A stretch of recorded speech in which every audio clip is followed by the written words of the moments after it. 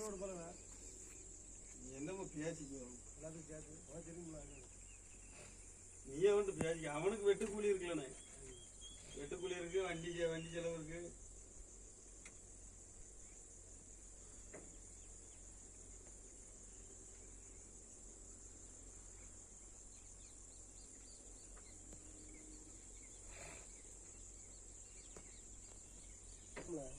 இங்கே